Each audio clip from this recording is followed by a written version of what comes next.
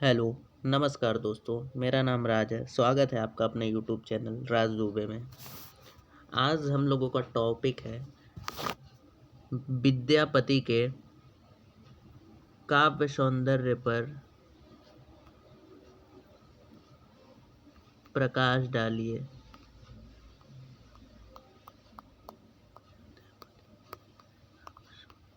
सौंदर्य पर प्रकाश डालिए। आज हम लोग विद्यापति के काव्य सौंदर्य पर प्रकाश डालेंगे। दोस्तों, चैनल को सब्सक्राइब करिए, लाइक करिए, शेयर करिए, कमेंट करिए और हाँ, प्लीज़ बेल आइकन ज़रूर दबाइएगा क्योंकि आने वाली वीडियो का आप लोगों को नोटिफिकेशन मिल सके। आज हम लोग देखेंगे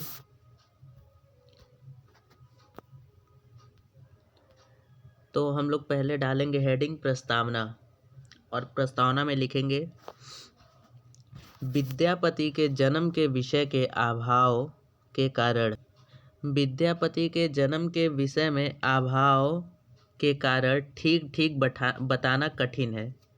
जितने भी लोग हैं पुराने कवि, उनके जीवन के अभाव में अभी तक कुछ बहुत अच्छे से पता नहीं चल सकता है, परंतु हम मान कर चलते हैं कि इनका जन्म 1350 ईस्वी के आसपास में हुआ था। कुछ लोगों का मानना है कि इनका जन्म 1350 ईस्वी के आसपास बिहार के दरभंगा नामक ज़िले में हुआ था। बिहार में एक दरभंगा नामक ज़िला है, वहाँ पे हुआ था। इनका पूरा नाम जो था वो था विद्यापति ठाकुर, जिन्हें हम महाकवि कोकिल भी कहते हैं। विद्यापति आदिकाल के भक्त एवं श्रृंगारिक कवि के रूप में जाने जाते हैं। ये आदिकाल के भक्त थे और श्रृंगारिक कवि के रूप में इनका जाना जाता था। विद्यापति के पिता का नाम गणपति ठाकुर बताया जाता है, जो एक विद्वान वंश से संबंध रखते थे। इनके जो पिता का नाम था वो गणपति ठाकुर था और ये एक विद्वान वंश से संबंध रखते थे। विद्यापति संस्कृत, अवहट तथा मैथिली भाषा के ज्ञाता थे तथा इनकी रचनाएं भी इसी भाषा में उपलब्ध थी। जो विद्यापति हैं वो संस्कृत, अवहट तथा मैथिली भाषा के जानकार थे और इनकी जितनी भी रचनाएं हैं इसी भाषा में उपलब्ध हैं। जहां विद्यापति एक और वीरगाथा काल का प्रतिनिधित्व करते हैं, वहीं दूसरी ओर वे हिंदी के भक्ति और श्रृंगार परंपरा के प्रवर्तक भी माने जाते हैं। जो विद्यापति हैं वो हिंदी के भक्ति और श्रृंगार परंपरा के प्रवर्तक भी माने जाते हैं। कीर्तिलता, कीर्ति पताका, पदावली आदि उनकी प्रमुख रचनाएं हैं, जो बहुत ही फेमस रचनाएं हैं। आगे विद्यापति की काव्यगत विशेषता विस्तार पूर्वक उदाहरण सहित निम्नलिखित है। आगे बहुत ही अच्छे तरीके से इनके विस्तार पूर्वक उदाहरण को हम देख के पढ़ेंगे इनकी काव्यगत विशेषताओं को। पहला है वीरता का चित्रण। विद्यापति की सुप्रसिद्ध रचना कीर्तिलता में उन्होंने राजा कीर्ति सिंह के वीरता का चित्रण किया है। जो विद्यापति की रचना है कीर्तिलता, उनमें उन्होंने कीर्ति सिंह के वीरता का चित्रण किया है। विद्यापति कीर्ति सिंह के राज कवि के साथ साथ उनके बचपन के मित्र थे। जो विद्यापति हैं वो कीर्ति सिंह के राज कवि थे, कवि के रूप में वहाँ पे रहते थे और उनके बचपन के मित्र भी थे। इस कृति में उन्होंने महाराज कीर्ति सिंह द्वारा अपने पिता के हत्यारे असलान से किस प्रकार बदला लिया तथा मिथिला नगर में पुनः अधिकार प्राप्त किया, इस बात की चर्चा है। उदाहरण सहित हम उन पंक्ति को देख सकते हैं। जो पंक्ति में उन्होंने कहा है, जय धके जीवसी सवो जाहि जाहि असलान, तिहु अड़ जगई किति नभ तुच्छ दिसऊँ जीवदान, जय रण भग्गासी तई तो कागर।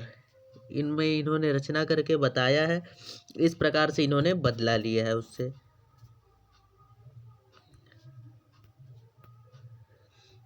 दूसरा हेडिंग डालेंगे निज देश भाषा प्रेम। इसमें इन्होंने कहा है, विद्यापति ने देसी तथा निज भाषा को अपने काव्य में बढ़ावा दिया।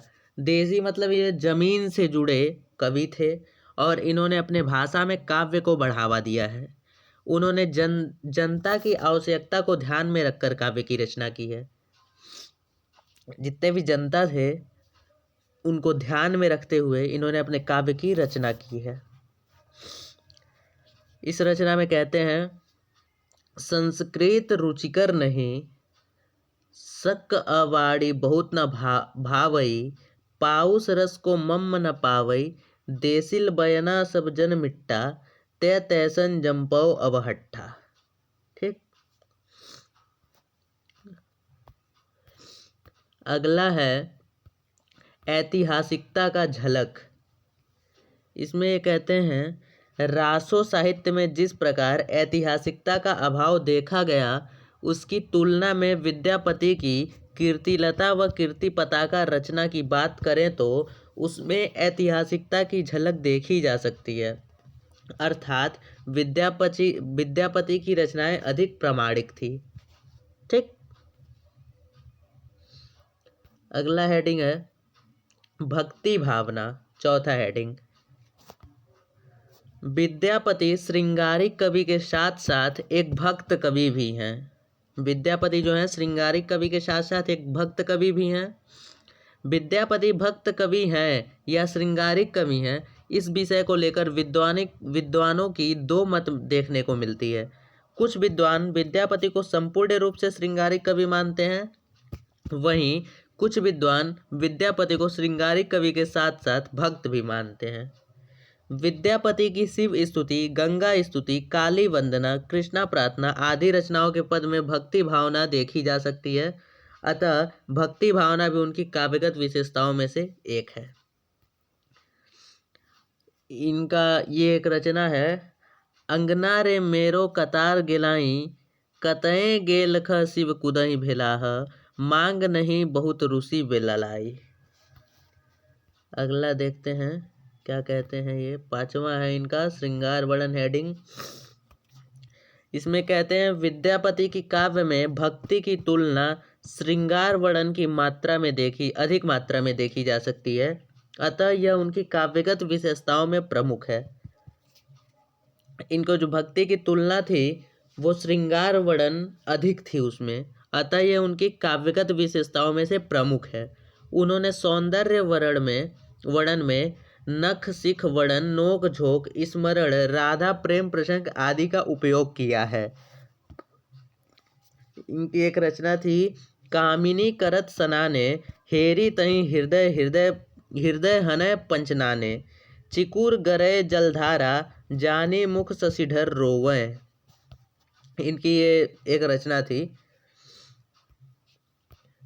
अगला हेडिंग है प्रेम गीत गीति काव्य। इसमें कहते हैं, विद्यापति ने कई प्रेम गीत भी लिखे हैं जो उनकी रचनाओं की प्रमुख विशेषता रही है। वहीं उनके पदों को गाई भी जा सकती है। विद्यापति मैथिली भाषा में प्रेम गीत लिखा करते थे, जिस कारण उन्हें मैथिली कोकिल कवि के नाम से भी जाना जाता था। इनका एक प्रेम गीत है, मोरा रे अंगनवा चनन केरी गछियाँ, ताही चढ़ी कुररे कागरे, सोने चोच बादी देख, तोय वायस जयोपिया आवत आज रे। इनका ये एक प्रेम गीत है जो इन्होंने गाया है। अगला हेडिंग है अश्लीलता का चित्रण। ये विद्यापति के सौंदर्य वर्णन में कहीं कहीं अश्लीलता का भी चित्रण देखने को मिलता है। यह एक प्रकार से उनके काव्य में दोष देखी गई।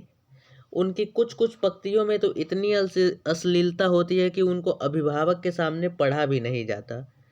उदाहरण सहित उनकी एक पंक्ति को देख सकते हैं। उनकी ये एक पंक्ति है, चंदन चर्चू पयोधर रे, ग्रीम जग मुक्तासार, भसल भरल जनु सकल रे, सी सुरसारी जलधार। इनकी एक अश्लीलता का एक चित्रण है जो इन्होंने पंक्ति के रूप में गाया है। अगला हेडिंग देखते हैं, विद्यापति के काव्य में वीर रस तथा श्रृंगार रस का अधिक प्रयोग हुआ है। जो विद्यापति के काव्य में वीर रस महानता का और श्रृंगार रस प्रेम का अधिक प्रयोग हुआ है। उन्होंने भक्ति और श्रृंगार में जो समन्वय स्थापित किया है वह अद्भुत है। इन्होंने भक्ति और श्रृंगार रस में समन्वय स्थापित किया जो एक अद्भुत है। भाषा की दृष्टि से उनकी काव्य में भाषाई विविधता देखी जा सकती है। उनकी कई रचनाएं संस्कृत में है। इनकी कई सारी रचनाएं जो संस्कृत में है। उनकी प्रमुख रचनाएं कीर्तिलता, कीर्ति पताका, अवहट में ही, वही उनकी पदावली मैथिली भाषा में है। उन्होंने जन भाषा तथा बोलचाल की भाषा का भी प्रयोग किया।